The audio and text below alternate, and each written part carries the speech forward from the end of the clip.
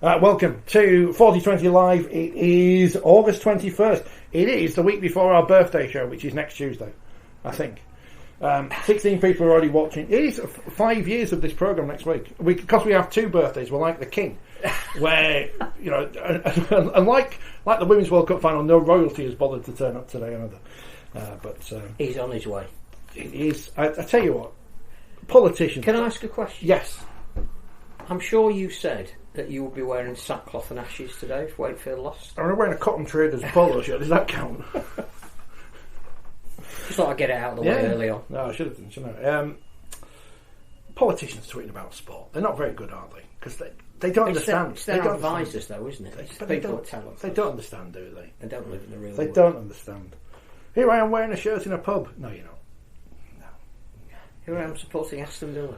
It doesn't matter which colour politician you are. It's not. I'm not picking on any side. They're all the same. On this occasion, they are all the same. Welcome to the podcast. It's been a strange week because I'm not sure anything's really happened. Last week nothing happened, but it was because of the fallout of Wembley. And this week it's just we need to congratulate some teams that have won things, and we need to mourn the passing of Michael Parkinson. I think. Let me find the Wales thing first because it's on an email here. Well, start with Catalan Dragons Wheelchair, who were absolutely superb in the Challenge Cup final. Started off men on an absolute mission, very physical, took no prisoners, 18-0 lead early on. Leeds managed to get it back, but then conceded 2 tries just before half-time. Looked like they were going to make a 5 in the first 20 minutes of the second half, and then Catalan got 5 consecutive tries, and were the speed of their play the ball and the skill of the ball transfer was absolutely amazing. Clearly they were storing up a huge amount of resentment from last year and the World Cup final, but fair play to them, they were outstanding. It was as good a display of wheelchair rugby league from a team that I've seen. They were astonishing, and first time again the Challenge Cup has left these shores. Hopefully the crowd looked healthier than last year's in Hull, so that looks good. Hopefully the people that enjoyed it. Hopefully the people that were supporting Sheffield in the game before, and congratulations to Gravesend on winning their trophy, retaining their trophy, indeed, against Sheffield. And well done to Sheffield for getting to the final. What, are they 2 years old, if that? Yeah, and importantly, first ever wheelchair exhibition game just for women, which again is not trying to divorce the genders. I think the feedback was some women would prefer to start their wheelchair career just to see if they like it and get used to the impacts in a game that involves all women, and then if they're good enough or they want to, they can then partake in maybe a Super League team that will still remain mixed. But yeah, that was quite a landmark. I think there were 8 different clubs represented who sent females. A round of applause for Jodie Boyd-Ward, who was the captain of Leeds, but before the game went over and talked to all the women that were there and said, it's a sport for us, enjoy. But the Dragons were fantastic, and Nico Clossel was as good an individual performance in a final as I've ever seen. He was unbelievable. And now they play Halifax on Friday? Yes, in Perpignan. But bizarrely, 2 of Catalan's best players, Seb Bashara and Jeremy Bourson, who came as a substitute, will be playing for Halifax. I mean, one could say that might even things up slightly. Well, that's why they're doing it, I think. But it's going to be weird winning a Challenge Cup final with Catalan one week and then the following week playing against them in the European Club Championship. But it's again, the important thing is it's another potential property, the European Club Championship, that you would hope it will be an incentive for whoever wins the Super League Grand Final to say, well, next year we want a game against Catalan Dragons, and then maybe 2024 Catalan Dragons will be in Super League. And then everyone will have seen the Grand Final, which is on the day after the men's Grand Final. But we don't know when the women's one is yet. So but we know it's in Manchester. It's in Manchester. At the basketball arena. So, is that near Man City's ground? I can't remember. It's else. Where... I just get confused that everything I think is at Man City's It's ground. where the Magic Round was played this year in Manchester. Right. Someone will be able to tell us where it is. That's the good news. But well done to the Catalans. Well done to York Valkyrie, who have retained the League Leadership, the first women's team ever to do that. They know, we know, everyone knows they need to win the Grand Final. Yes. But that's not to take away from their achievement. They've been unbeaten in that competition all season. They need to get to the grand final, then they need to win it. We don't know where the semi-finals are yet, do we? Because we had a double header last year. Or even the grand final. Or when. Or when The grand final is. I'll go through the women's results now because we may as well, while we're talking about York. They won 36-4 at Wigan. By the way, who I don't know who it is at Oxon. You know Oxon, the people who do the kit, the England kit. They brought out a new range of training gear, which I know some people on the internet will be shocked at because their new range of spring gear will have only just gone out of the shops and now be 30% off or something. They've put a picture of Tara Jane Stanley on, the reigning woman of steel. It looks like she's in a hoodie. She looks like she's going to come and nick your phone off you. It's not great. It's not. Is she a tad intimidating? She is. I mean, she's scared. I mean, I've been on the pitch with Jodie Boyd-Ward. I wouldn't want to be on the team against her. But York 36-4. Who's going to be woman of steel this year? I don't know. It's a very good question. I think we need to see how the semi-finals progress. In other games, St Helens beat Huddersfield 68-0. Amy Taylor's got her first try of the season, I've read, which is amazing because she scored all those points with the boots. Leeds beat Warrington 58-10, in which Ice Queen Hannah Butcher scored 4 tries. She was annoyed after Wembley. Thus overtaking Amy Hardcastle, who scored 3. Was she annoyed as well, or? I just think she's difficult to tackle, but Hannah gave me the impression that she wanted the ball a lot because she was frustrated for what happened the week before. Kira Bennett back in the team, of course, as well. Kicking goals. That's all that happened in the top division, isn't it? I think. Yes, because only 6 teams in it. So York top, 8 wins and a draw from their 9 games. St Helens second, 6 wins, 2 defeats. Then Leeds and Wigan and Warrington. Saints Leeds on Sunday. Not this Sunday, Sunday after. A repeat of the and Wigan Huddersfield. So you'd assume Wigan will beat Huddersfield, and then it's just a matter of who wins in Saints and Leeds decides on who gets a home semi-final, unless it's like last year when it will be good luck to London and Cardiff, who are in the Super League South final this week. And who won it was Telford. Telford won the Super League Midlands. Women's yes. Midlands which is great that we've got that division, and it's the first year, and Coventry did extremely well to get to the final because I think this was their inaugural year. But full credit to Telford who claimed the title. In Women's Super League 2, Bauer beat Bradford 70 points to 4. Cass lost to Fair 58-8, and Lee beat Salford 28-20. That sounds like a good game, doesn't it? And Wales. What happened in Wales? Because if I don't read this email, we'll get in trouble because we've said about everyone else who's won this weekend. South Wales Jets beat the Aberavon Fighting Irish 27-20 in the Welsh Grand Final. Congratulations to them. Great name, the Aberavon Fighting Irish. Lots of wheelchair rugby league this weekend in Wales as well. And the final game is for, I sent him a tweet the other day, he's off to New Zealand. Stuart Williams. That's it. You remember his name. Do you reckon he's going to do like a Jack Brown and revolutionise wheelchair rugby league in New Zealand? I'm hoping he might, because I think if we are having the wheelchair World Cup in the Southern Hemisphere, and that does involve maybe New Zealand putting in a team. I know we've only got 8 nations, but I'd be surprised if it was exactly the same 8 that played in the last World Cup. Then it would be nice to think that perhaps one of the hosting nations would have a team. The World Cup, looking forward to it. Kevin Tinfield might be back by that point. Was it Henley yesterday watching Jack? Yeah. Well, you would, wouldn't you? Playing for the reserves. Yeah. Does anyone know, is there a reserve league table? Because it's finished now, I think. So, I think there's a grand final, isn't there? There's a grand final. When's that played? Before the men's grand final. And how is it decided? Is it semi-finals? But we don't know the league table, so... No. Well, League won't be in it, we know that. Right. But, probably Salford won't be either. Draw the teams out of a hat. Be Wigan and Leeds. It's always Wigan and Leeds. I think Saints are unbeaten in reserve. And Saints. We can play each other in a 3-sided game. Set up a triangle pitch. Rod Southern must have come up with that idea at some point. Nets behind the goals. Carson is watching in his kitchen. Hello, Carson. I'm going to say in his kit. He was doing a full kit. He's bought the Puerto Rico kit that Steve Mascord's flogging this week. Puerto Rico? I mean, I'm tempted. It does look very nice, but I can't. Have they ever played the game? I don't know. Are they part of the European Confederation? Where does Central America fit? Are they under? I think they're under Pacific? Pacific. Yeah. South America. Anywhere that's not Europe. Where's Jamaica? Are they? They're definitely Europe. They're Europe. Jason Robinson reminds me. I saw an article in The Guardian this week. He's implored the Rugby Football Union to spend more time looking into deprived areas, which made me laugh my head off, because I thought, this is the Rugby Football Union who was still peddling the lie that Swing Those Sweet Chariots about Martin O'Fire. Yeah, that's the one.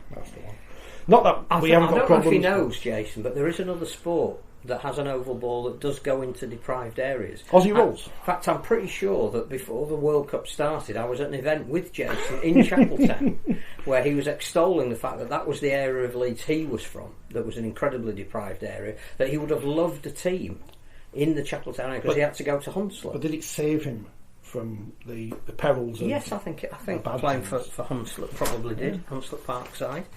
But he's clearly maybe forgotten that meeting.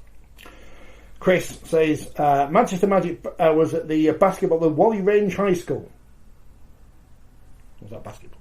I don't know. Somewhere in Manchester. I think that's where the final is, though. Here's Liz. Our profession, and James is coming, by the way. He's just not. We're not like the empty chair. Like I was going to say, Roy Hattersley, which is like a reference from 30 years ago. Carson's going, who? We should have put all the caramel wafers on the chair. Who? Liz says, are professionals in other sports allowed to criticise decisions made by officials on social media like some Rugby League players do? It doesn't look very professional for our game. Why does Rugby League allow it? Well, there's a good question. Why do they allow it? Why do they? Well, Why do? We've been through this before. They shouldn't.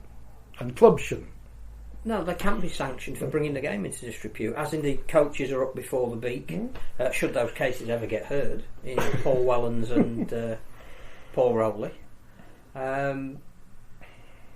We've said on many an occasion that clubs have a responsibility to sanction their own fans. So most of these fans clearly represent a team, you know, they support that team, and clubs do have a sanction, don't they? But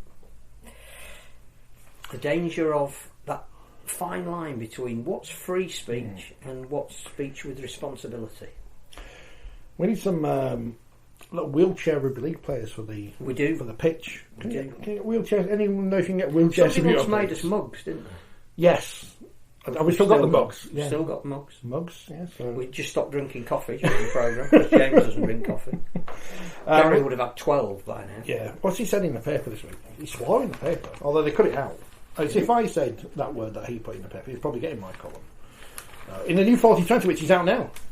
Hold it up. I'll put the Rhinos book in front of you. Not Martin Sandler's column, Gary Schofield's column. I worked with some, because it's the anniversary of his career debut, 21st of August. Today, 1983, Hull 22, wow. Warrington 22. And a professional debut for one Gary Schofield. I like the fact he would write in his column, one Gary Schofield. Third person, yeah.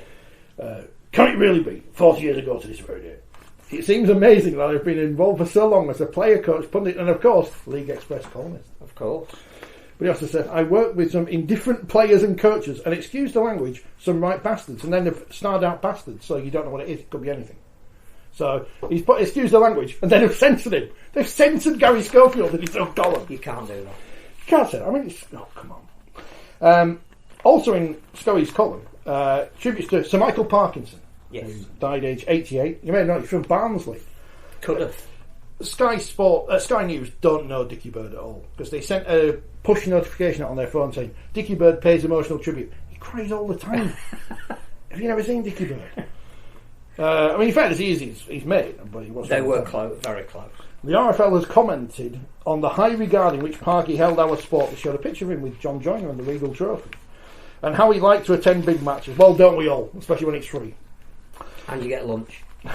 bit of hospitality. I recall seeing him at Challenge Cup finals, and what a shame that we can't attract as many guests of that higher calibre these days. And the irony is, of course, if you go sitting in Club Wembley these days, you get a free Parker pen, which Parky obviously was a big fan of. So who would you like to see invited to the big games? Who we're going to invite? Fred must know some people. Yeah, I have to say that we'll do something about Michael Parkinson in the next magazine. But I found a quote where he says he wished he'd found rugby league earlier, because whilst his main passion was cricket, once he got to know not just the sport of rugby league but what it stood for and the people that were involved in it, particularly the players, he had absolutely nothing but admiration. And I gather he used to go for dinner once a year with Maurice Lindsay. I think Brian Carney might have been there as well, and maybe Phil Clark. But he was always invited out for dinner with Maurice once a year, so they could chat about what Michael Parkinson's view of rugby league was and the image of it. And 1995, when it celebrated its centenary, he did quite a lot of stuff. He used to have a column, was it in The Guardian? Might have been The Observer as well. But he did talk about the centenary of Rugby League, and Vice President of Wakefield for 10 years as well. Yes, with Richard Harris and Richard Harris's coach. And yeah, I do think celebrity endorsement is very important. I do think somebody like him. It goes alongside who you invite to Wembley. The NRL are going through this with Las Vegas. They've now announced that they're starting their season next year in Las Vegas with a double header of games.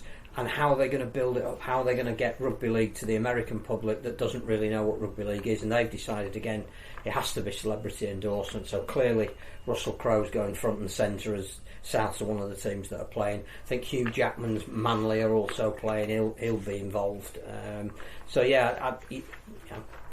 We do need people who say, I'm looking forward to going to Rugby League.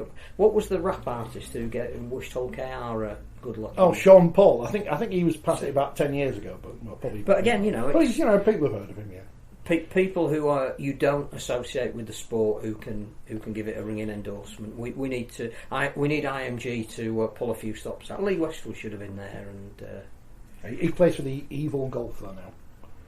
He plays for the Saudi Golf. I thought it was all one now. Well, it's going to be, isn't it?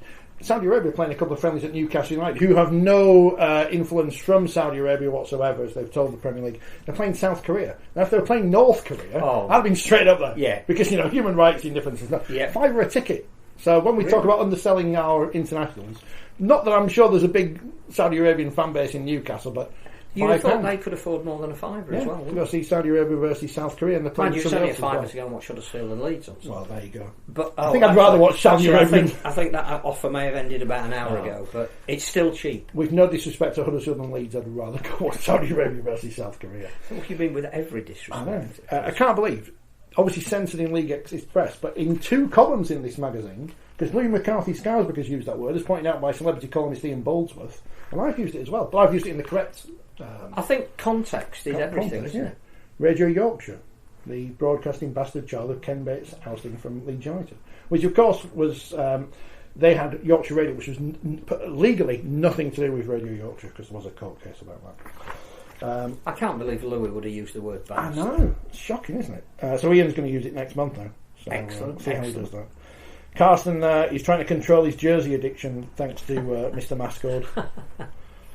Puerto Rico. It looks a nice shirt. I'm sure it is. I'm sure it is. Nice. Do you want to set up a team? I thought I'm behind Guatemala. Pyongyang. If the Pyongyang people, Ian never reads Michael. Well, I won't read it either. But Roy Keane is a silent fan, say Chris. Do you fancy telling him to promote Rugby League more, Phil? We could just get him at the game and show him on the camera. Absolutely. That's all you have to do. Yeah. I know Martin O'Neill is, that genuinely, we may have told this story before, but there was one winter where Bradford were having difficulty finding facilities for pre-season training because everywhere was frozen off, and Brian Noble took the team down to Aston Villa's complex when Martin O'Neill was the manager, because O'Neill said that every Friday night when he had his team in a hotel before a game, he insisted that they all watch Super League, because that was a proper sport with real people and great. Is that in the days when it wasn't soft? Yeah. And he struck up this friendship with Brian Noble, and I think at the time, because obviously the Bulls were the preeminent team, he wanted to bring him in and to talk to Aston Villa and offer them the facilities. And Martin O'Neill is a big fan of Rugby League, and again speaks fantastically about sport generally. So yeah, can you imagine him and Roy Keane getting back together to have a Gary Neville show in the cinema talking about their love of Rugby League? So basically we want good celebrities, not rubbish ones, and we will be the judges of who is good and who is rubbish, because it's our programme. So, well, it won't be anybody in the modern era because I have no idea who any of these celebrities. Celebrity Gogglebox. We need to get Rugby League on that because I'm sure that our two friends in Hull will be big fans of Rugby Jane League. McDonald, get her in. There's two girls in Leeds. I'm sure they must have heard of Rugby League. Ian, is there any like Rugby League ghost spooky activity we could exploit? There must be some ghost somewhere. Apart from, is Ian in the Barton Pickles Bowls tournament? he's listening because it seems that Charles here. He's walking in now. Look, right now. That's a throw. He's not a celebrity we want at the challenge. Brian Barwick's Black Book. Try saying that quick.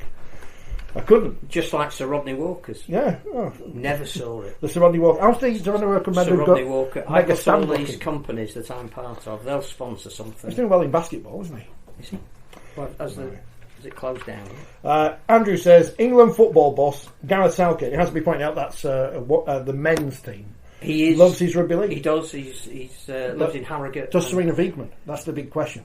Does Millie Bright? Does she like rugby league? Well, Georgia Stanway does. She does. Going out with Ollie Ashelbott. Mary Earps, we definitely need to get her involved. She's great. Is she Manchester United? Yeah. So we have the grand final at Old Trafford. Get Mary Earps. Get her to present the trophy. Famous enough right now. Jump on. Like the politicians we referenced earlier. Jump on the bandwagon. Andy says Stuart Pearce. Yes. Yes, he's massive. In fact, he should be the next coach of Warrington, to be honest. Chris says, if we can keep Johnny Vegas away from the sport, that might help. Just joking. Ian will have something to say about it. He says, Warrington have a ghost of a trophy. Ryan Giggs usually gets mentioned. Probably not sure at the moment. Again, probably not. He'll be anywhere. Probably will. Wayne Rooney probably in a similar category. He loves his rugby league. He's in America. Yeah. Big leagues right now. Maybe he could go to the Las Vegas game. He's in America. I mean, I know America's big, so I know it's not like going down the road, but that's going to be a complete. They're not going to crack America. No. Rugby League's not going to crack America. That's different. The NRL might. The NRL might get an audience and get some merchandising on the back of it. And you're only playing, if you're only playing maybe one event a year, it's a bit like the NFL coming to Wembley. Yeah. You'd have to say that has been a success for the NFL. They're not looking to put a team in London. They're not looking for every town and village in England to be playing American football, although clearly I think participation has gone up on the back of it. But what they have got is a globally recognised event played in London once a year that sells out the stadium, and I reckon the NRL could do that in America, because the one thing we do know is the product will be good. There are very few NRL games, particularly at the beginning of a season, that are blowouts. They're amazing athletes. The Americans will not believe the skill level. I mean, we were all crying yesterday with the ability of Nene McDonald to get a flick pass out to James Bentley. I thought you mean at the end of the Challenge Cup final when Leeds lost. But we were. I was going to say we were almost changing our underwear at the excitement of it. But that happens, in so many games, particularly in the NRL, that if they start showing that to an American public, that they will enjoy it. But isn't one of the arguments suggested that it's to do with trying to get them into gambling? Yeah, it's the betting market but in Las Vegas. Because of the time difference, it being in the middle of the night, I think in the US when the NRL normally is played in Australia, doesn't match particularly well with that. Yeah. Which again, if there is a betting market, you may as well be part of it. But yes, it is. That's the reason they're going. But I do think when you say crack it, no, I don't think it's going to help the domestic scene in America, and I don't necessarily think that's going to mean America men or women at any, Well, we don't want them at the World Cups. We have too many blowouts in World Cups. We don't want them. But I do think it can be a success for Rugby League. In the same way that, however we re-evaluate Toronto Wolfpack, it was a limited success because it got 10,000 people into a ground watching a sport they were unfamiliar with. They won against Atlanta. They've won. That's 2 on the trot. 2 in a row now. Are they in a league or anything? Or are they just playing games? It's like rugby union in the olden days. They're just playing friendly fixtures. Series of friendlies. There's going to be a merit table or something. James, how are you? Good. Sorry I'm late. That's okay. It's all right. We can start talking about the matches. It's like Sky, isn't it? No games kick off on time. No games kick off. Even games that aren't on Sky don't kick off on time. Games on our league didn't kick off on time yesterday. But we've been through that before. Oh, that's the thing I wanted to mention, was it? I won't mention the player because I wasn't watching the game, but Lee Catalan was on. I assuming there was some refereeing decisions which wouldn't have been given in the olden days when people were allowed to, take each other's heads off or whatever. And an ex-player tweets, "The game's gone soft." And I thought, if you dare sue the sport now, you can't sue. You can't be in. Yeah, there were a couple of sin bins in that game for late challenges on passes. Yes, John Asseata became a protected species for the afternoon. Well, it led to a sin bin in the Challenge Cup final with John Asseata, didn't it? So, I think clubs, when they're playing, have to be careful about, I think, how they go about that, because they're in danger of shooting themselves in the foot, really. But I didn't have a major issue with the sin bins. Players know they run the risk if they're making late challenges, they're not attempting to wrap and take their man to floor, they run the risk of being sin binned. You're always going to get a debate as to whether it's just a penalty or it's a sin bin or any less or more, but as you saw in the game on Friday, Wakefield Castleford, there was a number of penalties in that for both sides for the same offence. Yeah, they weren't sin bins on that game, but what happens to a referee when a player stays down? Because again, it's almost asking you to look at that incident, and there are some of them where it's either simultaneous, because players are taught to try and crowd a kicker and not give them space. It's also, once you are committed, there's always going to be a minuscule time lag between you making the attempt and the player having got the ball away. But did you find that players were staying down longer? I'm not saying they're milking a penalty, but they've clearly been told that if they feel contact after they've got the ball away, just to check themselves and make sure they're all right. It's a tricky one. If you listen live to the referee's audio, you'll probably hear them say something as soon as the collision occurs, because usually if it's on a passer or even on a kicker, the ball's still live. Mm-hmm. So the game is carrying on and the referee won't blow his whistle, and because he's in a potential playing advantage, so he'll probably call something immediately like, "I've got that, I've seen it," or whatever, "I've got a penalty for that, that's late," or something. He'll make reference to his touch judges that it's been seen, and he's going to come back to it. So he's almost making a decision immediately, even though people around watching the game or in the stand don't realise he's made that decision. So the fact that somebody may stay down as a result actually doesn't really change matters. It's not that the referee then comes back and only gives a penalty because the player stayed down. If he's going to give a penalty and there's a man on the floor, the chances are at that point he'll stop the game anyway, and if it's on TV, it'll be reviewed. So it doesn't really make a difference. The video referee will judge on how late it is, whether there was an attempt to tackle, was it a shoulder charge, was there any contact with the head, if there's no contact with the head, did it cause whiplash, the level of force. Look at all those indicators. And I think where players are not, I can't remember the phrase was tagging that we used to use, where ball carriers are just being tagged by a defender, so they're just being hit as opposed to being tackled. If a defender goes in and wraps and takes the floor, he probably gets benefit of doubt. Yeah. And you saw that in Challenge Cup final with the challenge by Minicella on the kicker. He makes no attempt to wrap him, and he has an obligation to either wrap and take the floor or charge down, and he doesn't really do either. And where players are not doing that, the referee will make a judgment as to whether they feel that contact was inevitable and therefore probably play on, or whether it was late and it could be marginally late or severely late. And the later it is, the more chances there's probably going to be a card produced. And yeah, you are talking fractions of seconds. Don't get me wrong, but I think gut instinct and seeing a lot of them regularly, you get a feel for whether something's late or not. Talking of whiplash, tackle of the season. Oh, incredible. Paul Seguier on Lachlan Lamb. Yeah. So it can be done. A legitimate tackle can be made. Did you think Lamb should have gone off for an HIA? I can't recall. He didn't stay down, did he? No, but the more you look at it, and clearly when you keep seeing it in slow motion, it's an even more...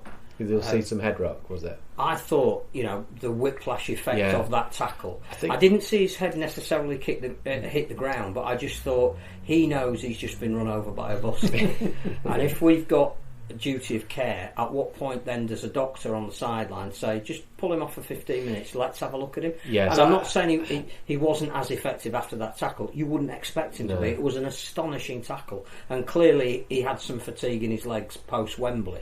but he wasn't the same after that tackle. I just wondered, whether perhaps he should have been withdrawn. Well, there's probably a couple of things on that. I don't know if people realise that there is, irrespective of whether it's on TV or not, every game in Super League has a medical review system, video review system in the tunnel that is accessible by the doctors, and they can go back on the footage and review contact and make a decision from there as to whether they take a player off, as well as obviously physio probably on the field having a conversation with the player and making a live assessment of them and all that. But are there any signs of anything? Which they didn't look like they were. And I think, but I just thought, wow, if that had happened to anyone else, if it happened to me, I'd have probably gone off. I'd have just cried for 3 weeks. Yeah.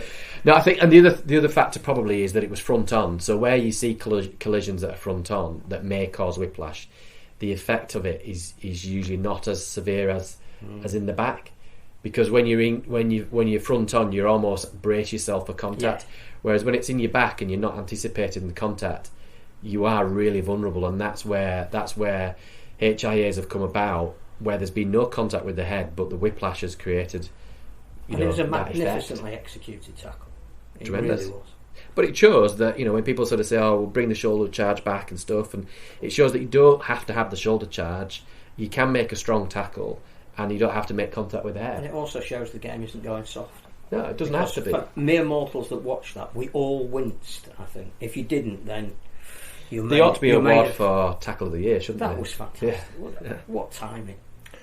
Is it like who comes up with the team of the week? Just invent the tackle of the why isn't it the tackle of the season?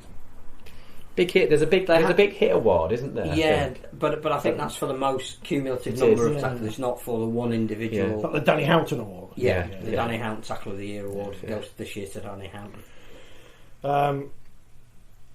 Kevin says hello. Hello, Kevin.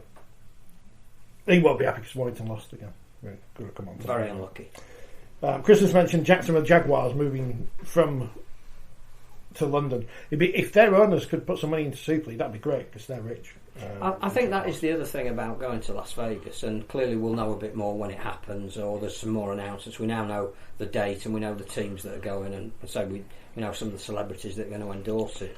But I think that again, if people see the game, you are talking about potential, future investment. And that might even have a spin-off over here, because people will look at, well, where's Rugby League played? How can I get involved? Saudi Arabians are buying teams in the Championship and League One in football because they need to get into football. So there's nothing to say that somebody won't, some major entrepreneur won't see Rugby League and go, I would like a piece of that, and at my level of investment, I'll buy a Super League team or whatever it might. So yeah, I think again it has that residual value as well. Tony Khan, come and buy a Super League team. Goodbye, London Broncos. Or London Scholars, who aren't playing on Wednesday against Rochdale, so scratch that off your fixture list because that game has been...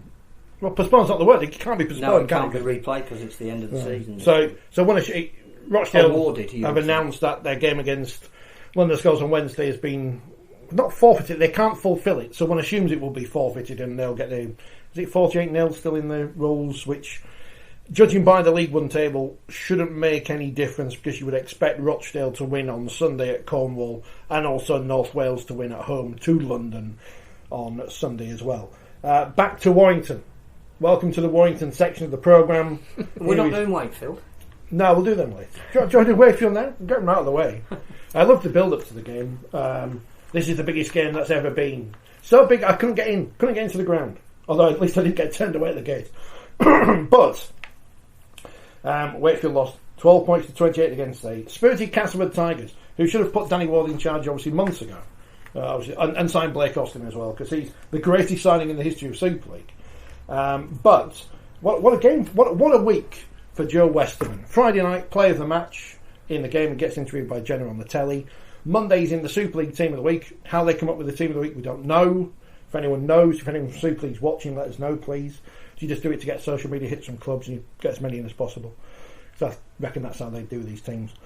And Saturday is in the Daily Mail and the Daily Star, Joe Westerman. He's the biggest celebrity in Rugby League. That's what IMG want. Yeah. He'll be on I'm a Celebrity before we know it. I mean, I know. I used a bad word earlier.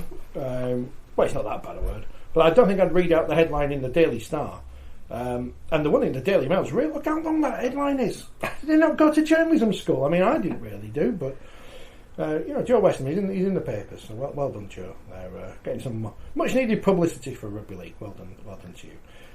As he says, completely trying to ignore the fact that Wakefield were not very good for you. Were there? They let you in. Well, they're mean. They let you in, Phil. And I was on the telly. Wakefield weren't very good. Well, apart from Max Joe, he's good, but there were two things that struck me. One is that Castleford immediately had more cohesion about them. So whatever Danny Ward has done. Yes, they've got a couple of new faces, and certainly Tassipali played well, the Lebanese back rower. Liam Horn as well got, I think, good reviews because his stats were excellent. But it was more that they looked like they knew what they were doing.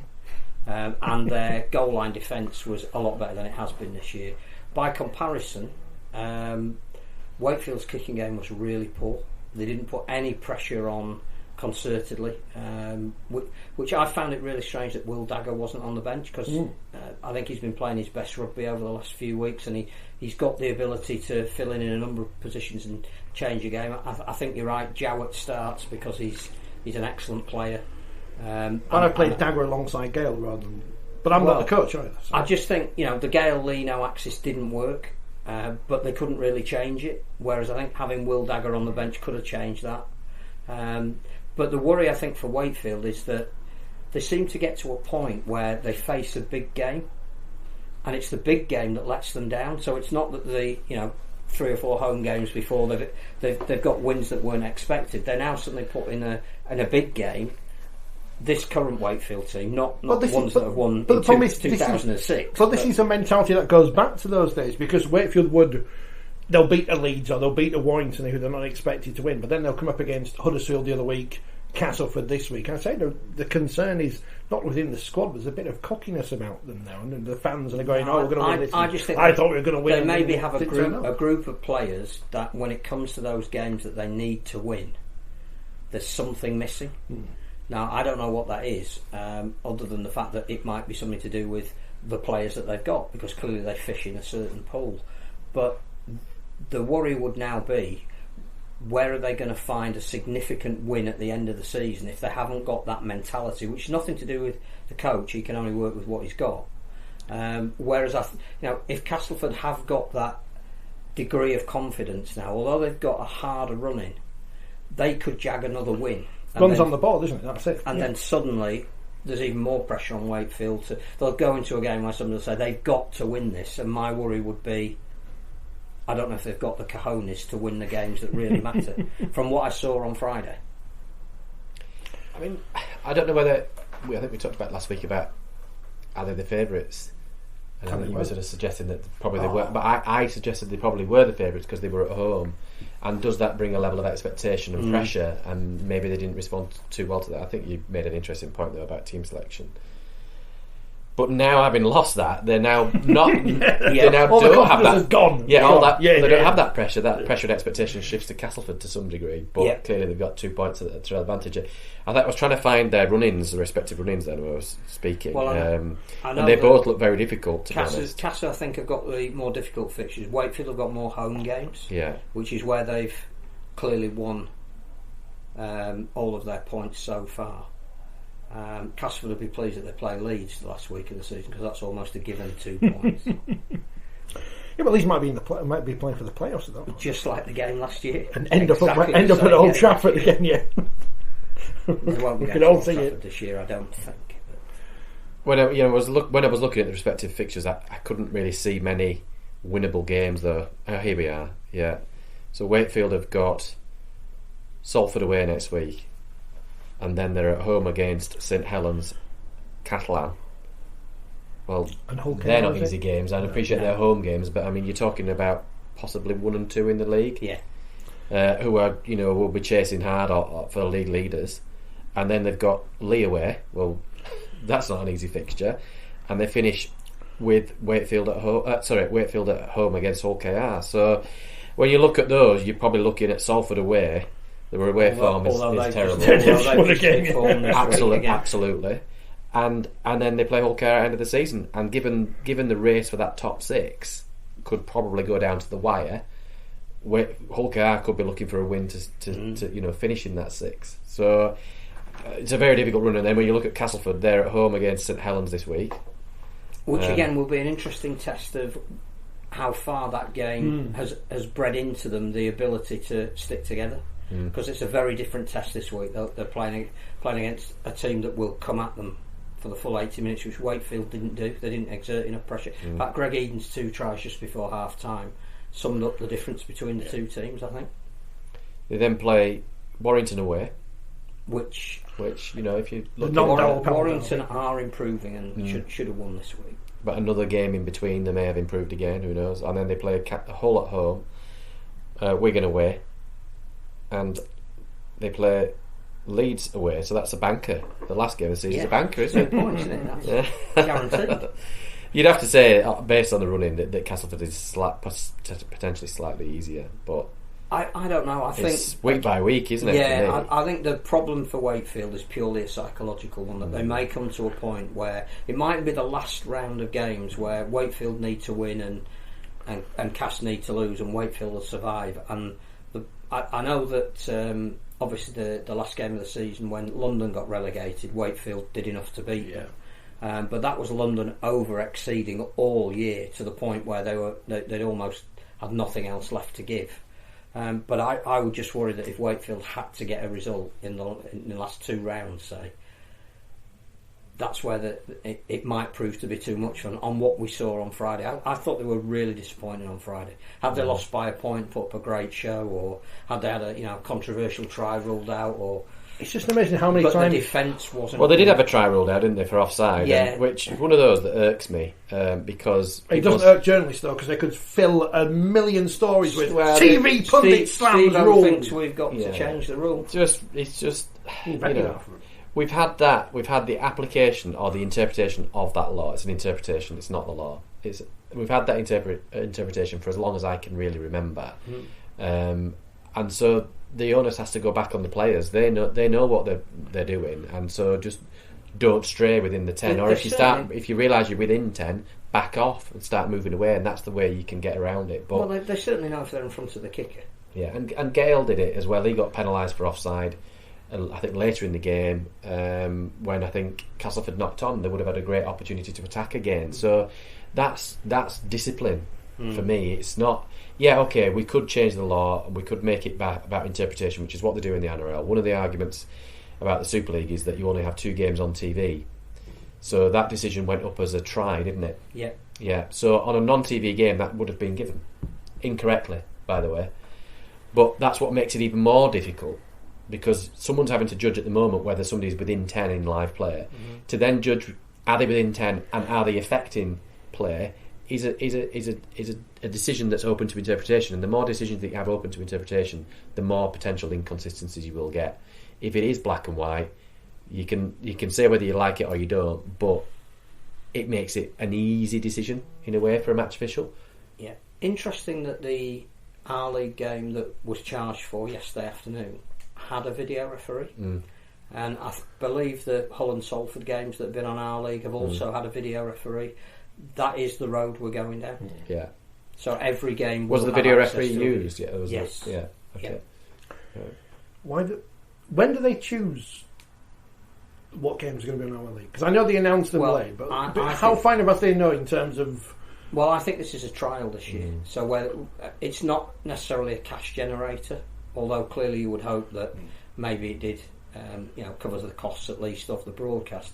But I think we're trialling a system whereby the production quality is good enough because there's enough camera angles there, and the video referee can then feed into that and say, show me 3 or 4 different angles of a try. When we had...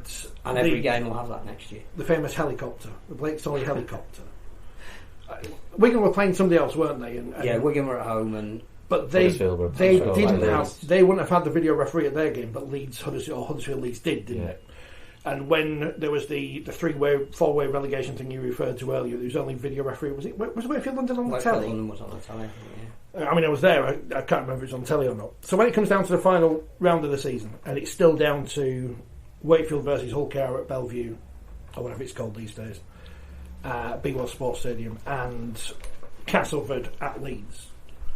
but only one's on TV. Shouldn't the other one be with video referee? Because now we've proven we can do maybe this. both will be on TV, but they may not even be played at the same time, and that's a whole other debate. That is a debate that needs to. Well, that's not that. if they're not playing at the same time, we might as well just give up, haven't we? Well, we've had it before, though, haven't we? Yeah, absolutely. Well, I remember Wigan winning the league on a couple of occasions in the 90s, where they were the last team to play on a weekend. They were playing 7 fixtures in a week, but they sort of knew what they had to do by the time they went on the field. Now the concept's proven it works at a non-televised It's purely whether the broadcasting company who's doing it have the ability to cover more than one game at the moment simultaneously. We will know this will go down, if it went down to 2, it will go down to 2 clubs. If you were the chief executive of Wakefield or Castleford and your game wasn't on TV and the other one was, and you had a contentious decision at your game which hadn't got a video referee out, you weren't very happy, would you? Well, I don't know why people argue this, but Wakefield would have had a try there, though, wouldn't they? So we don't want. So without the video referee, hang on, we go back to Rod Studd's no video referee. Yeah, without the video referee, they've had a try there. We make the video referees redundant, save some money at the RFL. So this is good. You can't always say whether something would be given or wouldn't be. It's just the way it is. I just think it's interesting that this trialling of our league, as evidenced yesterday afternoon, does have the ability to go to a video referee and was used. It has to come back to, as it always does, money though, doesn't it? I mean, how many people are going to pay $6.95 or whatever it is in advance, or I think if £10 on the day? Every game over a weekend, you are talking about a digital season ticket. Yeah. If you do that, it's different. Yeah. I have to say, one of the most controversial things in that game, which most people picked up on, was that Chris Kendall was wearing white boots. Was he? Disgraceful. White boots have been. What do you think he is? White boots have been banned. Are they banned since about 2015, 2016? This is like on was the it darts. a fashion statement? Apparently, they were sponsored boots, so there's no better way to get sponsored boots noticed than wearing. You've just given them. I haven't said who. I haven't said who the sponsor was, unless they want to come and sponsor us. The Super League players who beg for boots on Twitter and the refs are going, what is going on? It must be the new range of boots that. I'm sure. Is it Oxon are doing or? Oh, I couldn't possibly say. Yeah. No. We're going to have pictures of Chris Kendall looking like he's going to steal our mobile phones. They'll have to compete with Tunnocks as to who's sponsoring the podcast. And I'm sure someone from the darts will confirm this to us. James Wade got in trouble for wearing, I think it was grey or brown trousers on stage. Made even funnier by the fact that Peter Wright just wears any old crap he can find these days. So we'll get fined for that. We're going to get banned. Some people would like to see Chris Kendall banned. Can he get banned for wearing? No, they were sponsored. Because they were sponsored boots. They were provided. They were provided. You see, so they were legitimised. But yeah, sorry, only you would have. I was horrified when I turned the TV on. Yeah. I'm trying to think. So, as the Wakefield fan in the room, what was your impression of your? Wasn't very good, was it? Wasn't very good. As Kevin points out, Josh Griffin kicking on the second tackle when 2 tries behind when 10 minutes ago. Why? I don't know. Yeah. And yet he'd had a good game, but that again is discipline, isn't it? That you're getting in a position, it's panic. It's just panic, yeah. There's that strange moment where did Castleford spill a kick? Tom Lynham puts the ball down, but because he put the ball down, it's a 20-metre dropout. If he'd have let it go dead, Wakefield would have got a dropout themselves. So. But fine margins didn't determine that game. No, it was because Wakefield were heavily beaten. To put concerted pressure on the Castleford line. Amazing how many times we kick ourselves in the foot when we're in big games, as mentioned, and on TV after a run of form. I just think the kicking game was poor. What was the atmosphere like, by the way? Because I appreciate one side of the ground was empty. So it's hard to say because the media are behind the post. I know. And we've got a very low level to watch the game. And at the side of us were the 500 Castleford fans, which meant that they sounded louder than the Wakefield fans, because that's who you were literally almost stood among. I mean, those people in front of you weren't making But there was noise. a debate saying that clearly the demand there was for more than 4,000 people. Yeah. Should that game have been taken to Barnsley, or... You're never going to consider Michael Parkinson tribute, take it to Barnsley. Well, no, I'm just saying, would Wakefield would want the home advantage, but at the same time, would they have benefited from double the amount of crowd being able to go at a different venue? I don't know. That's Mr. Carter. Who was scanning people's tickets. I didn't enjoy the bit where they showed him near the end of the game and he disappeared off, and all he could see is Darren, who works in the shop and does everything else at the club, just in the back, just looking like he was in charge, which he probably is, in fairness. I I mean, I don't know what's happening with the takeover of Wakefield, but I suspect whoever is taking over might want to know before he agrees the fee he's going to pay if they're going to be in Super League or the Championship. What's all these clubs tweeting about? We need to get more fans in for our IMG points. Featherstone were tweeting about that earlier. What are you doing? James on this game says, which of Castle or Wakefield do you think the Championship clubs will want to have in the Championship? Which of them will take more fans to away games? Well, they should be getting their own fans in for a start, and the answer to that is probably Castleford. It doesn't matter because the likelihood is if we go with form in the Championship table, Featherstone will be replacing them, and whether it's Castleford or Wakefield, it is almost a like-for-like replacement. I still think there's something to be played out in that division in the playoff for who gets promoted. Yeah, I don't think it's a given. And I think Featherstone realised it's not a given, which is why they've changed their. They need some stability there for how they approach the running. As Bill Arthur said, slightly changing the narrative towards the end of the game. It's not over yet. But that section of the programme is now. Cut that out as a video, and that's a great point for me to end it at. Let's move on. See, you don't know how this stuff falls apart.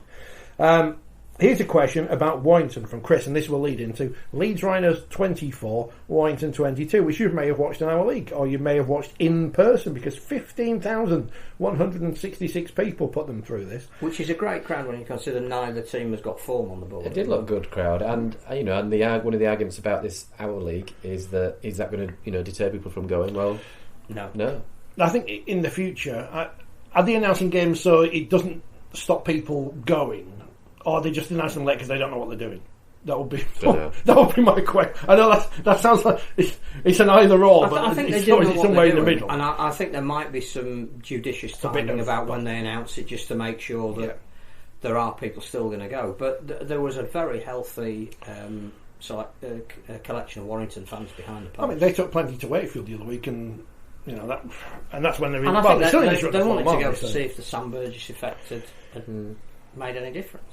James asked Chris, because you're in charge of this thing, any changes likely in future to review forward passes of tries? Warrington have suffered missed calls against Saints and Leeds in recent losses, asking for a friend, winking smiley. Why are unlucky against Leeds? Definitely a forward pass from Caesar, says Kevin. And Carson adds, and that Duffy was playing didn't help you too. Oh, it's insane, says Ian, that they won't video referee on forward passes. There's literally lines on the pitch to accurately check it. That's the whole point. That doesn't tell you anything. The lines on the pitch don't tell you anything. Go on. We've talked about this before. Go on YouTube and put in forward passes, and there's a great video. Unfortunately, it's by Rugby Union. I think it's the IRB. But there's a great video on there that shows. It talks about momentum. If you throw Steve off a train, there isn't such thing as a momentum rule as such, but momentum exists in science. In science, it exists in the world. But you can basically pass on a line, pass the ball backwards, and it will travel forwards of that line and be received in front of that line. So lines are really irrelevant on a pitch. It's all about whether the ball comes out of the hands backwards or forwards, and that's the crux of the decision. And the NRL in the past have reviewed forward passes, and they determined it wasn't working, so they stopped doing it. It's also about the camera angle. Yeah, because again, to determine with a camera if a pass has gone forward, the camera has to be almost on the passer. Yeah. But if it's behind it or above it or to the side of it, you cannot definitively say and that's that a ball has gone forward. Agree, and that's the same for the match officials. That ideally, the match officials need to be banging line. Now, on that one, Ben is ahead of the pass, and the touch judges are probably slightly behind the pass, I suspect. So no one, I guess, I haven't looked at, I've only seen it on Twitter or whatever. I'm guessing there's probably no one absolutely bang in line with that pass. You have to make a judgment call. And it looks maybe slightly forward, if I'm being honest, but that's based on that one camera angle. And as we've seen before on Sky, you can watch the same try from different angles, and you think, maybe not. You always love that third replay on the big screen where it shows it was forward, and everyone goes, whoa! Yeah. I'd also say that what Warrington should be looking at is why they allowed Aidan Caesar to get into that gap in the first place. Yeah, and that's the other thing that people... Defensively, they misread that play. If that pass has gone forward... I mean, I saw a tweet from a journalist saying it was a mile forward. Well, it's clearly not a mile. If it has literally a mile forward. If it is forward and it's passed forward out the hands, it's marginal, I would say. It drifts, maybe. But let's for argument's sake say it is forward. That's not the reason why they scored the try. No. If he's passed it back another 6 inches, they still score the try. Yeah. So it goes back to your point. It still has to be defended. I'm not trying to defend the match officials there. If it's a mistake, it's a mistake. But that doesn't deny the opportunity for the defensive side to stop a try from being scored. And the same person's probably not asking the question about Dufty and what happened towards the end. And that ultimately was the determining factor in who won. Well, there'll always be moments in games. And again, should Dufty have taken it? Probably. Yeah, I've not seen it, but... Leeds played a get-out-of-jail-free card. And on a number of occasions this year, they've been on the wrong side of that ledger. They got one back yesterday. Warrington were improved on the Warrington that we've seen over the last 7 defeats, which Gary Chambers kept stressing that it's all about standards, and the standards were higher this week than they'd been in previous weeks, which is what they're trying to instill, that the way they played yesterday is now the minimum rather than what they've been doing the previous couple of months. And Leeds did enough in their scrambling defence and clearly the goal kicking of Reece Martin to ensure that they came out on the right side of the ledger. And it was a game that very much summed up Super League this year. It wasn't full of quality, but you couldn't take your eyes off it. It was gripping till the very end. That's what I was saying. And there were some moments of really high skill. Drinkwater's kick for Nicholson was fantastic. You didn't see that kick until you realised what had happened. It was brilliantly, as he went into contact, he got the ball away. McDonald's pass will go viral because it was sensational. Harry Newman was back for Leeds, which is a major boost for them. In terms of a spectacle, you'd have paid $6.95 to watch it. Oh, a tenner on the day, as Kevin and Chris did. Some are obvious forward passes, and for tries you need to at least review. But then, are we going down the road of reviewing everything like they do with the bunker when we don't have a bunker? There are occasions when there are passes that are clearly forward, and I'm not denying that. And you, as a referee, when you review the game, you think, "Oh God, yeah, I wish I had that opportunity to review it." But if there was that opportunity, you wouldn't clear it up because it would still split opinion. And the other thing about that game was in the first half, Danny Walker dropped a ball cold when he was clear and could have been over the line, and Cameron Smith made a superb covering tackle on Josh Thewlis that could have put Warrington 2 scores up. Now, in both of those occasions, Warrington couldn't capitalise, so the forward pass then becomes less relevant. But do we just have to go back to a mentality of things happen, and they just happen, and we can't legislate for everything? The other thing as well is I always look at the team that has been affected by the decision to gauge their reaction. Not one Warrington player complained that it was a forward pass.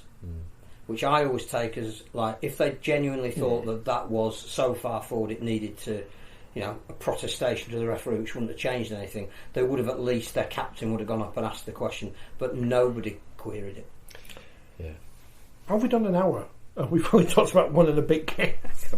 You said it wouldn't be as long this week. No, it's talking about celebrities too much. Is there anything else coming out of Leeds Warrington rather? No.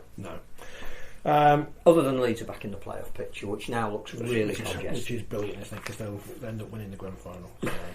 But I think I saw something again on social media that something like Warrington have lost 10 out of the last 11. Yeah, they've lost 8 in a row, haven't they? But are still 5th, are they? Yeah. I mean that's insane. Yeah.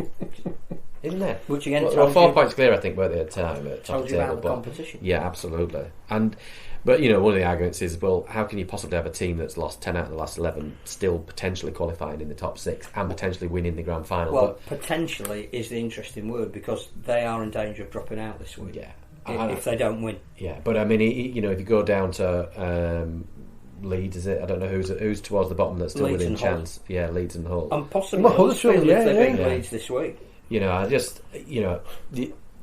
The argument would be sort of devalues the competition, but I can't envisage that those teams, even if they make the top 6, will make the grand final. They're too inconsistent. The other thing about that is that's exactly what we want to sell the sport. Not every season can be great, can it? Because now Sky are saying there's something right on every game each weekend. Yeah, which is fantastic. And that's what you want. You want the prospect of qualifying for a playoff.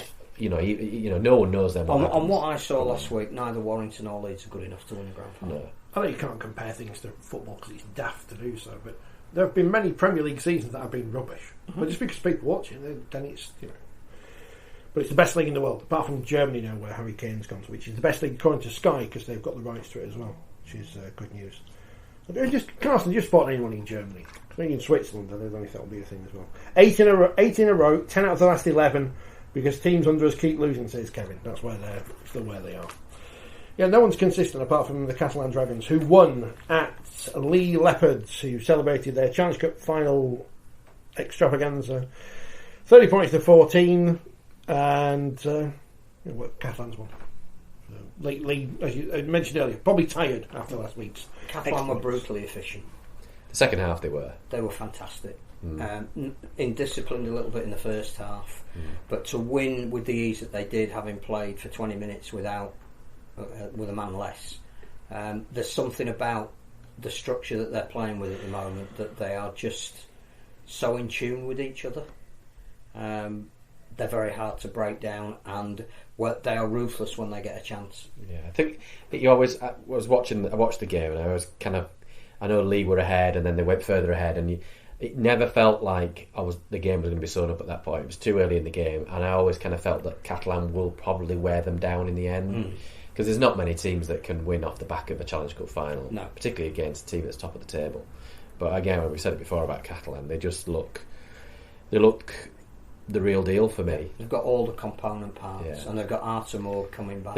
The only thing that could be their undoing it is their indiscipline at times. And don't get me wrong, I've seen worse from Catalan than what happened. They were simming, but I think the charges that have come out of that, I think they've got B's at the most. McIlroy's got fined for got one game. I think he's got one match, but that would be good because of his form. But we've seen worse from them in terms of their indiscipline, but they turned it around a little bit in the second half. And it looked to me like the key players for Lee were genuinely mentally fatigued as the game wore on. There was nothing in their legs. You're going to be out. And the issue with Lee is if the season finished today, they've got the Coach of the Year, they've got a trophy on the sideboard, they've fulfilled every expectation that their fans would have had of them and more. But I just wonder if having a small squad is the time of the season that's going to affect them, because they needed to rotate some players, they needed to put some fresh legs in, and they're going to need to do that again this week and maybe the week after, because sometimes Wembley from a form point of view doesn't really affect you until 2 weeks after, and I don't know if they've got that depth of squad. Well, they haven't. I don't know their remaining fixtures. They play Hull KR away this week, so obviously repeat the Challenge Cup final. But that's you think Hull KR might be up for that? Yeah, absolutely. That's a massive game. And they can rotate their squad. Then they're at home against Huddersfield, winnable game. Away at St Helens, at home against Wakefield, and at home against Wigan, who they've lost to, I think already. What, three times this year? Twice. Yeah. So you can still see them picking up wins, but they've done. They'll be in the playoffs. Yeah. But I just think they needed to freshen up their squad this week. It looked like a team that clearly was more mentally than physically tired, and they also have some players who are at the ageing end of the scale, and they're the ones that you need to protect at this time of year. I think they'll come back though, because I don't think they'll fade. I think they've certainly talked about that, haven't they? About which is why I think they put so much on that Leeds game the week before the Cup. Yes, that they were almost sort of envisaging. Well, if we lose against Leeds, and if we lose in the Challenge Cup final, and then we lose the week after, then suddenly all the anticipation is gone. Well, they've got a 6-point gap with 5 games to go, so I think they'll be fine. I don't think there's any question they'll be in the playoffs, but they do need to preserve some of their talent. Yeah. I thought we haven't picked dream teams yet, and it's probably a month too early. But if Tom Amon doesn't get in as a Super League Prop of the Year, then something's wrong, because he's you get a vote, don't you? You get a vote. I don't know. I used to, but now it's select panel, isn't it? I don't know. I've never had a vote. Ellery and his pals pick it now. I've never had a vote. Why would I have a vote on it? Who are rougher, Catalan's men or Catalan's handy team, as they call them? Handy. Yeah, they were very handy. Is that some kind of Vichy thing where they can't call it wheelchair? I don't. Rugby a wheel. I don't. Handy. Rugby a chair. I don't know. Handy. Yeah. And it was good that the wheelchair guys were all at Lee supporting the running team. So again, I think it just shows that. And a good crowd on Saturday afternoon at Lee, looked like to me. I mean, obviously going to be 8,000 homecoming with the trophy. I get all that, but you know.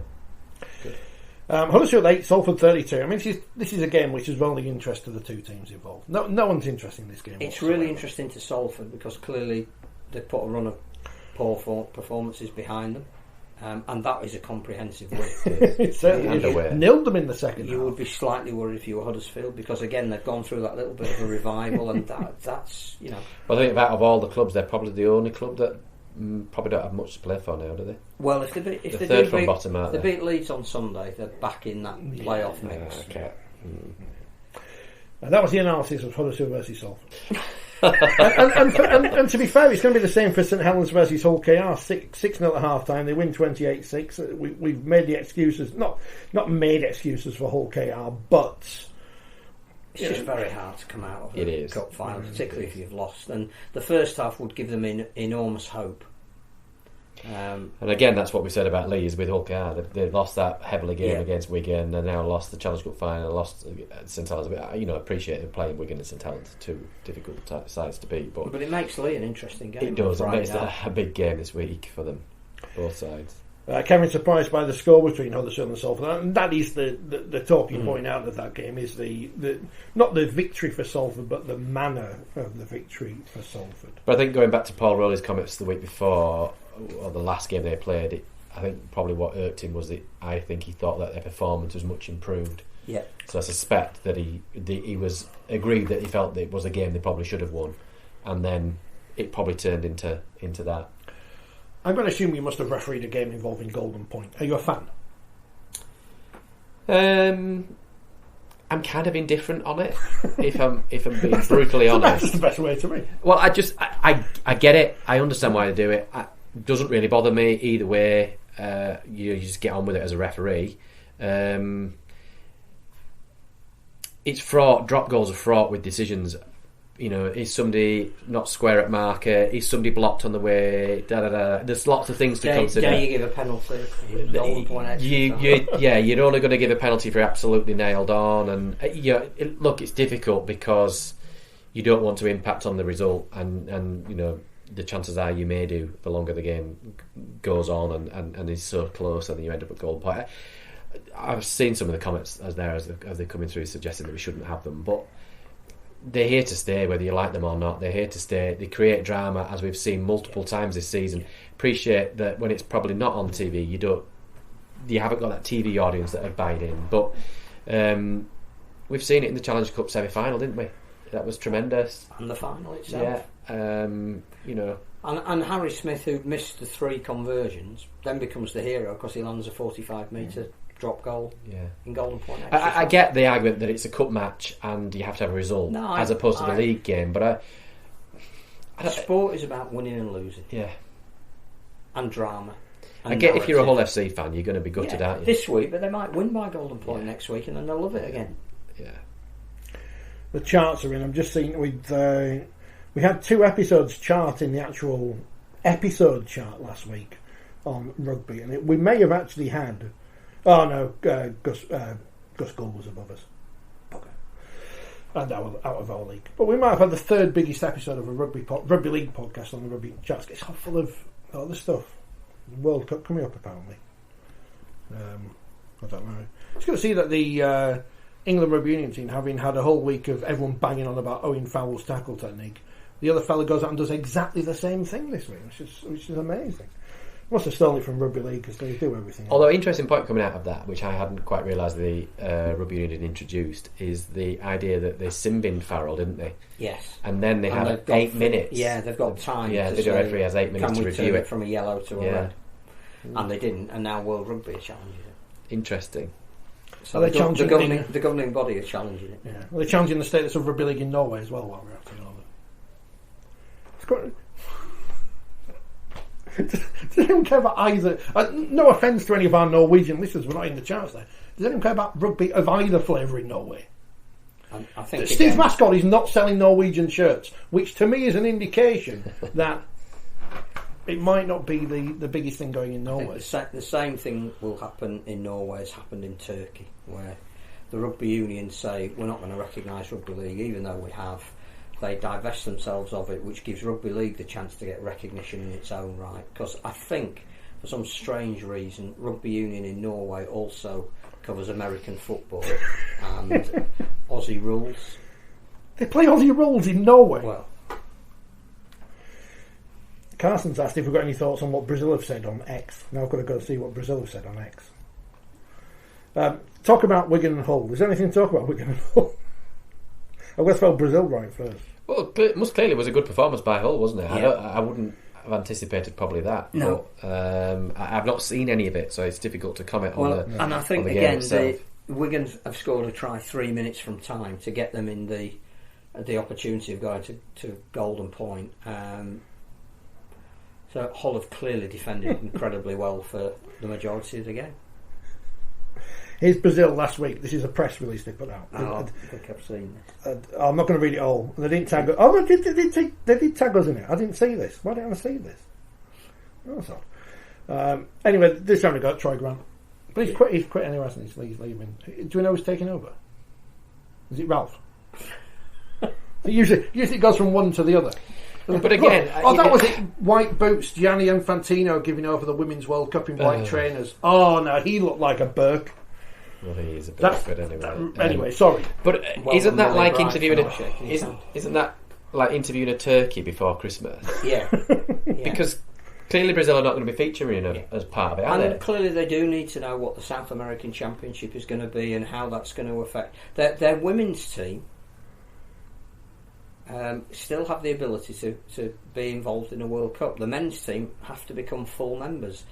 I'm not convinced, as it says in the latest issue of Forty20, that's necessarily a bad thing. That nations have to have a certain level of participation. They have to put their house in order. They have to have government recognition and funding to be full members. Well, it's going to a World Cup is nice, but it shouldn't be, an automatic given if you haven't got those other things. Absolutely. And if we talk about legacy, which is one of the big things that comes out of these events, is there has to be a legacy. Yes. And you can't just use that as a word.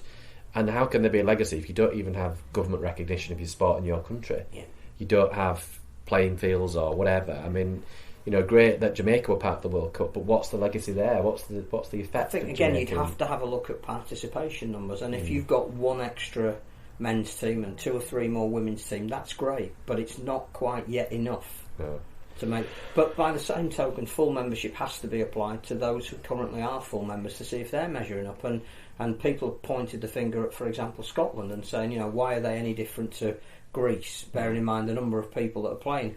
So Scotland's full membership needs to be reviewed. At the same time, Greece have some things they need to do to get government support to get to full member status. One of the things they are doing is they're getting more discernible participation, which is great. The Greek season that kicks off, I think in October, will have the most number of teams ever playing. Well, that's clearly moving them in the right direction. They may well be the next full members. They might even replace Scotland, but that doesn't necessarily mean you qualify for a men's tournament. No, it means you've fulfilled some criteria that allow you to.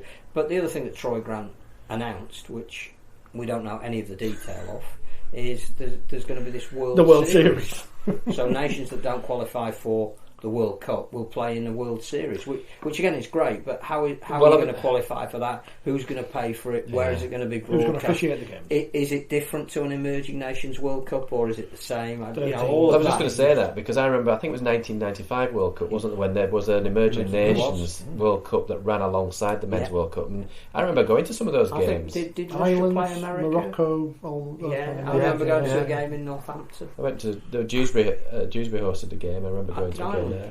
No. Can't remember, but I get that. I get that there's almost a separate competition for clubs that are emerging, but clearly somebody has to finance bringing people from all across the world to come and play those games, and that's a significant if cost. Most of those nations are using domestic players, then that's not a bad thing either, because it's building up the. I get that some nations have had great development potential by maybe starting an exiles team in Australia and shipping it back. I think North Macedonia are probably going to be the next team that will do that, and I understand why sometimes it's very hard to start something in a country that has no history of rugby league, but if you start it and then bring it to that country, it can work. But Portugal, for example, tried to do that and it didn't work. It was only ever really an Australian based. But from a financial point of view, you would think regional tournaments are more achievable than world tournaments. Absolutely. And if you get somebody like an Aidan Caesar who wants to play for Turkey and will fund himself to go and do that because it means so much to him. And I think the last was it Euro D that Turkey were in, he went there off his own money to act as an advisor. He didn't play. He was just wanted to be around the squad, wanted to tell them some of the things it meant to play for that country and how to be a professional or a semi-professional player in terms of attitude, if not payment. And you'd never stop people doing that if it means that much to them. But I'm not sure that Turkey getting to World Cup and Aidan Caesar playing in that World Cup necessarily per se helps them develop the sport back in Turkey. No, but it might help the podcast. See, that's why I mentioned on a random tangent. It wasn't just purely thrown in there. We were talking before about before the programme started about the Netball World Cup on a completely different topic. But some of the nations you mentioned that played, how did they? If we knew how they fund things, maybe we could copy that, because a Netball World Cup happened, and Sri Lanka are there, and here, there, and everywhere else there. There you go. So they must have had the funding from somewhere to do it. But I can't imagine netball's a big sport in either of those countries or whatever. So how can they fund that? How can smaller countries fund Rugby League? And World Cup there were broadcast rights paid for it, and you don't know how much of that's filtered. But again, the next Netball World Cup, they'll go through the same exercise that we have and say, did we have too many teams? Did we, is the television companies prepared to come back and fund it for 4 weeks if they'd rather do it for 2 and have high quality games? The Commonwealth Games is a classic example, isn't it? Yeah. The next 2 Commonwealth Games, the hosts have pulled out. The games haven't changed, the number of events haven't changed, the countries involved haven't changed, but they've decided it's too expensive to host. The great Michael Waddock had a great idea when he was at Radio Yorkshire, and he's continued that thought today on Twitter. The north of England should bid for it. So you'd have the swimming at Ponds Forge or whatever, the running at Gateshead. That would be the way to do the Commonwealth Games going forward, because Leeds isn't going to build an athletic stadium, because where are you going to put it? I agree. But anyway, so the Northern Powerhouse Commonwealth Games. Oh, remember the Northern Powerhouse? You remember that? It got to the World Cup. Paid for by levelling up money that never happened. Remember the levelling up. But you can't compare Rugby League, netball. I know it seems strange to put Rugby League in the same sphere as netball, and some people will be upset about that. But and in terms of an international game, you can't compare our World Cup, their World Cup, the hockey thing that's going on in Germany at the minute, to the FIFA World Cup, either men or women, because they've got unlimited amounts of money to do their World Cups with. And if you can afford to stand a loss for the profile that World Cup brings, that's fine. But one of the problems that International Rugby League has is it doesn't have a war chest. It has to be self-sufficient. But there were some International Rugby League announcements this last week, were there? Yeah, the Pacific Cup and the Pacific Bowl, which I think sound like great tournaments, basically Tri-Nations. Yeah, 2 lots of Tri-Nations. Australia, New Zealand, Samoa, and then PNG, Fiji, hosting as well, which is great. Which is great. With finals. And that is almost exclusively paid for by the Australian government, which again, this wouldn't have happened without external finance. They've seen the value of the Pacific as a political region and want to fund it. They're also getting behind the NRL being the 18th team. They're putting a lot of money into that, so they're making sure that roots are put down that are going to be sustainable on a number of levels. Rugby League just being one of them. And maybe that's how we have to go. We haven't got that in the Americas at the moment, much as we'd like to think we have. We haven't got it in Western Europe at the moment. We turn into a Commonwealth Games podcast now. Kevin says Manchester was successful and Glasgow was successful as well. I think Glasgow had a lot of the buildings already there, the arena and such, and I think they built the velodrome off the back of it. They transformed Hampden Park and then transformed it back. So we put an athletic track in and then took it away again. They cost an awful lot of money though. Birmingham obviously was the last host in the UK, and I can't remember that I was reading about it. You're talking hundreds of millions of pounds. And ultimately, there's been only Australia and the UK that have hosted it. In Canada, wasn't it anymore? Occasions, no. In Canada. But there was also women's tournaments alongside those games, or women's games rather than it wasn't a tournament, was it? One-off games. Samoa against Fiji, PNG against Cook Islands, New Zealand against Tonga, and Australia against New Zealand. Which is great. It's just, I don't know what the development is and the plan is for Europe. No, it's money. It's when a broadcaster comes forward, things will happen. But I think it might have been Steve Mascall wrote today something that's very pertinent, that the lesser European nations that don't rely on flying people over to play for them are actually in a better position to arrange their. Malta have just announced 5 internationals. Albania will be playing against the Netherlands. You can organise that because it's going to be domestic players. Yeah. But when you get to Wales and Scotland and Ireland, they to be competitive against maybe England and France, they've got to bring the Luke Kearys over, and that's the cost. And unless you can cover that, you can get a broadcaster who's can't get a Ryanair flight, can you, from Australia? Sadly. Difficult. I think there's about 15 stops on the way. Is the Rugby League World Cup now? The Commonwealth Games Rugby League with a French guest team. That's Carson. That's a bit harsh, isn't it? It's got Jamaica as well. Oh no, Jamaica in the Commonwealth. Is anyone not in the Commonwealth? Australia probably don't want to be in it. I just think Commonwealth itself is an outdated concept, but that's a different podcast. Than the games are. Robert is a neutral watcher of Rugby League, coming from Stoke-on-Trent. I want to sing the song from Dick and Dom in the Bungalow now, but that'll mean nothing to anyone. I cannot watch St Helens and Wigan. Don't watch TV when they're on. Spoiling the game. There you go. No one likes Saints or Wigan, do they? Or Leeds or Warrington. Does anyone like anything? Well, Friday night you've got Hull KR and Lee, so you don't need to worry about it. Good, And then Saturday night you've got Catalan and Wigan, which actually will be worth watching, because I reckon if the Dragons win that, they're virtually nailed on for the league leadership. Yeah, it's a massive game for Catalan, that. Yes. In the Championship this week, Bradford beat Newcastle 36-8. But the worrying thing, attendance 2,600. When they're back in Super League, they'll have 20,000 again. At Bradford. At Bradford. 20,000. And they do it without the bloke who bit someone and now has been banned for it. Keighley beat Batley 26-20. Massive result. Big result for the Cougars, who move above Swinton on points difference, who were beaten at Toulouse 26-6. Again, you'd have to say, did Wembley have a factor in both Batley and Halifax both losing this losing? week? Yeah, Halifax lost at London, didn't they?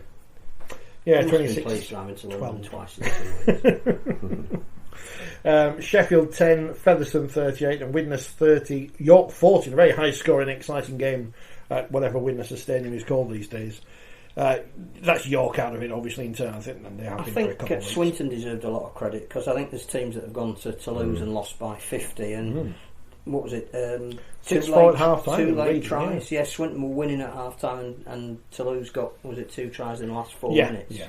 I don't think it was played at their usual grade. No, it was in Carcassonne. Which is a beautiful place. Yeah, it is. I think the next 3 games they're not allowed to use their stadium because it's being used for the Rugby Union. The Commonwealth Rugby Union thing. But they're at Albi, I think, for one of their games, and they're at Albi this week for their game against Barrow, and then they might be going back to Carcassonne. Yeah, Carcassonne's beautiful if people are going. Yes, medieval walled city. Yeah, played Wigan in the Regal Trophy. Cassoulet. I thought you were going to say Castleford. It's not really. I mean, Castle, but where is the castle in Castleford? Gone. Been knocked down. Sold for scrap. It's a question for the comments. Whitehaven Barrow tonight, though, is a massive game as a result, particularly with that Keighley win. I mean, we've said it before, but in that championship, the race is massive to avoid relegation, isn't it? Just financially, it's huge. And of course, Swinton will have a new coach next year who will be desperately hoping that he's coaching in the championship. Lion Kilshaw, as it says in the paper. It was well coordinated between Swinton and Hunslet, because no sooner has Hunslet tweeted than so had Swinton, which was good. And Dewsbury looking for a new coach because Liam Finn's off to Halifax. He's got massive family ties for him, so we'll see how they go next year. Carcassonne, when they played Wigan in the Regal Trophy, this is something I remember reading in Wally Lewis's the legendary Wakefield fanzine of the early 90s. Ray French thought Chris Perry, who had played for Wakefield and was Australian, was French and kept calling him Chris Perry. Was the wheelchair player of the match award named after any wheelchair people, or was it just done now? I refereed a game in the last few years at Carcassonne. It is beautiful, isn't it? It was a pre-season. Oh no, was it pre-season friendly? Or was it Wales? That was an international thing, because England women, it was memorable, clearly. England women played France before as a curtain raiser, and I think I refereed a European game. It was Wales against France, I think. Yeah. But I think I also did a warm-up game there with Toulouse against Catalan. You don't fancy refereeing a wheelchair game? You don't have to do as much running in that. You could stand on the side. Yeah, I did wonder what the yo-yo fitness standards were for wheelchair officials, particularly because, and no disrespect, David Butler, who was the lead exactly disrespectful. No, he played a game Yeah, he did. and then refereed. Yeah. Straight after. I mean, wow, hats off. And also was involved in the ticketing for the event because it was in Sheffield. David, if you want, you cannot keep a good man down, can you? No. I did reply to your email, but I saw it late, so please reply. Kerry's asked us $1 million question. Oh, I don't do it now. It's like 7:30. $1 million question. What can be done to help out rugby in the heartlands of Cumbria and North Manchester in Oldham, Swinton and Rochdale mergers? Next, that's a whole podcast, isn't it? Yeah. We'll maybe come back to that. Yeah. Tuesday next week because it's bank holiday. Oh. Are you free on Tuesday? Probably. Yeah. We can't do Monday because the shop's shut and there's carnival on. Yes. So there's no chance we're going. But the good news is next Tuesday is our birthday. The podcast's birthday. We're 5 years old. Cake. Excellent. Yeah, cake and stuff. We are 5 years old, so we'll get people can go back and watch the first program and say it's be good, this, isn't it? Yeah, in fact, you were talking about Jason Robinson earlier on when I was listening in the car, and was it Hare Hills, Chapeltown? I thought, I'm driving through there now, and it's like the Dodgems. Yeah, there's no rugby union being played there, is there? The RFU are not going to go there for each other. They're not going to go there. League One. Have you covered League One? No, she's about to. Well, we mentioned the Scholars, didn't we? Yes, because they're not happening. I don't think Cornwall happened either. They lost 60 to Doncaster, didn't they? Because they've had some decent scores and results actually this year, so they'd be disappointed with that. Yeah. But it's a long way from Cornwall to Doncaster. Carson, I'll try and remember to wear the t-shirt next week, but I need to get the kit sorted. I do like what Doncaster are doing with having, I mentioned it before, the community games on before the main game. I think that's a really good thing. I'm glad they're allowed to do that at their stadium. And there is a massive game this week against Dewsbury for Doncaster, because there is a possibility that Oldham could catch them because they've got a midweek game. But if Doncaster are going to make a play for promotion through the playoffs, they're going to have to beat a team as good as Dewsbury. So it was Doncaster's anniversary of their first game earlier this week, because I tweeted the programme of it from 1951. Well, obviously we have a vested interest in Carl Hall doing well because he's a columnist. I guess with Dewsbury already having won, it's interesting to see what psychological impact that has. They'll want to go out on a high, won't they? Yeah, I think I read something about Oldham now playing at Boundary Park earlier, so they're going to play this year. Then well they're there on Wednesday against Workington. Right. And then their last game is also at home to Midlands. So. Right. 6 men who could take over as Dewsbury Rams coach: Paul Sykes, Sam Burgess, because he's from Dewsbury, Tom Burgess, George Burgess, Luke Burgess, Joe Burgess, Julie Burgess, Paul Sykes, Dowell Powell. That's 8. Nice. Put that on your website. Barnes Dunworth has pointed out. You mentioned James Child. I'm from Dewsbury. James Child, 9, 10. Would you want to do it? Dad could do it. What's your tactical now? I have absolutely no idea. So go out there and visit unawareness. If they want to yo-yo back down to League One, then point me. Barnes has mentioned that scholar thing. I mean, it is a concern, isn't it? This late in the season, the team. I mean, it's also a concern is that they were going to have a financial takeover. That was announced, and that's now not happening. And you do worry what the future is for a club like Scholars. It's happening too much in the women's championship as well, where every week there's 1 or 2 games which have been not played. But this is at semi-professional level. Which is and we also know that the distribution is likely to be virtually nothing from next year for League One clubs. So.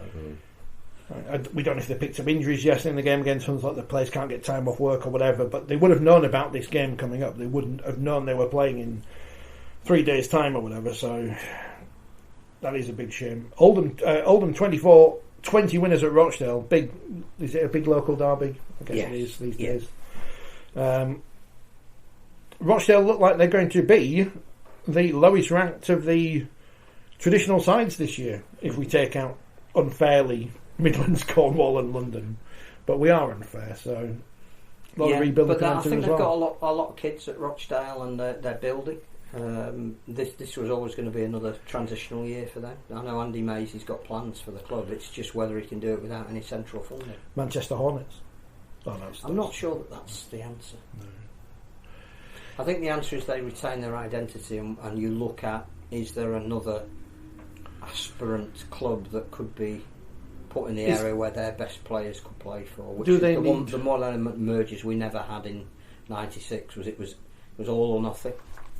Whereas if we genuinely think, or an investor would come in and say there is a space for a Manchester team, do they need a partner like? Well, no, Dr. Leeds aren't a partner. Leeds aren't a partner with Oldham, are they? But Leeds have a vested interest in the amateur. The Leeds Foundation is taken over a lot of the development in Oldham, because the Oldham club don't have the resource to do that, and it's generating players and it's giving people an opportunity through Oldham College, so it's working. But I also think that we bang on a lot about Manchester and we need a Manchester presence. Actually, we don't. We've got Salford. What we need is to make Salford. Salford is a city. Club, yeah. It's an identity. Yeah. It's not the Manchester nothing club. Else. You know, Manchester has two ridiculously enormous football teams. That might be why Rugby League under the name Manchester has never been successful. But we do have Salford. That's our point of difference. Yeah. So I'm not sure mergers is the answer and calling it Manchester. I don't think that will work. I think you'd lose more than you gain. Cumbria, I think, is a different issue, which we probably should come back to. We've had no selections of famous people. But Pansy did ask if we should bring back the Charity Shield, because today was Widnes's anniversary of their first Charity Shield win, and the last one to be... We had 5,000 people in the Isle of Man in 1988 watching Rugby League. 5,000 people in Dublin in 1995 watching Leeds and Wigan. I was there. And Phil. Sat who is a person, he counts in that. The greatest thing for me was that Tony Ward, the famous Irish fly half who would have made a brilliant Rugby League player, was there to write a piece for one of the Irish newspapers, and clearly wasn't there to do a hatchet job. He was delighted that Rugby League was being played on his home turf, and he was just wonderful company. You know, just asking about what was happening on the pitch and why it was happening, and you know, he was extolling the joy of seeing that great Wigan team there at the showgrounds in Dublin, who couldn't show off their skills because they'd been the Horse of the Year show the night before and the pitch was dug up. But it was great to have somebody of that we started the programme talking about people who could be celebrity endorsers of Rugby League. Tony Ward at the time was as good a rugby union player as there was, and he was there saying, I just love this game. And I think I don't know if he didn't see the papers when we left, but I think he wrote a really pro Rugby League piece, and for somebody who was held in such high esteem by Rugby Union to do that just shows why, again, the Charity Shield was worth it. Hugh McGann's first game in charge of Leeds before Dean Bell arrived. That's why Rugby League's such a dominant sport in Dublin. Well, it's clearly people are playing. What I'm trying to say is that you're all right having one-off games, yeah. but there has to be absolutely. There has to be a strategy behind it, why you have a game, 100%. Why you have a game, and there has to be, you know. Well, and again, if the NRL are looking at Las Vegas as a potential market, we as Super League should be looking at Dublin as a potential market, because I think that the whole Andy Farrell story about, you know, how he's turned Irish Rugby Union into world force, the fact that we do have domestic competition played in Dublin, the Exiles, Dublin City Exiles women's team won their grand final. It's so easy to get to. It's easier than driving along the bloody M62. You can get a Ryanair flight to Dublin. You can get a Ryanair flight normally for a very cheap amount of money. Yeah. But if we were to take a couple of games and play them in Dublin strategically, then that's what IMG should be looking at. Somebody's going to have to bring back the Charity Shield. Home game advantage, but if they were financially compensated and if the fans had enough notice and we made it a celebration of Rugby League in a city that it's great to go to, a bit like travelling to Perpignan. Problem is, we sort of talked last week about, you know, having these events and these trips and the cost, and then you had potentially had another trip. It's 4 teams every year, and you would rotate it, and you would make sure you went back every year, and every team's fans would get the chance to go on that trip, and money that was generated would go to the teams to enable them to go over there. But and you get to sell lots of green merchandise, and on the back of that, the domestic scene in Ireland, participation improves. 2 games, 4 teams. Team who scores the most points wins a trophy. Invent trophies, more trophies, but not trophy Mark bitter. Aston Trophy. Mark Aston Trophy. Is that it? I think that's it. So lots of Rugby League. We're this definitely week. not doing an hour and a half this week. No, definitely not, because there's nothing to talk about, and we won't have next week after a fairly. Look at the fixtures; they're boring, aren't they? It's going to be rubbish this week. No. Just stay home and watch. Stay home and watch the football. Watch Harry Kane will be scoring goals for Bayern Munich or something. There's nothing going on. So enjoy the week. We'll be enjoy the bank holiday. Enjoy the bank holiday. Enjoy Carnival if you've got it in your city. We don't have any in Wakefield. We don't have any carnivals. Come to Leeds. So we've come got to a great one. Come to Leeds instead. But we'll be back on Tuesday with the big birthday show, which will just be a normal programme. But with cake. With cake. With cake.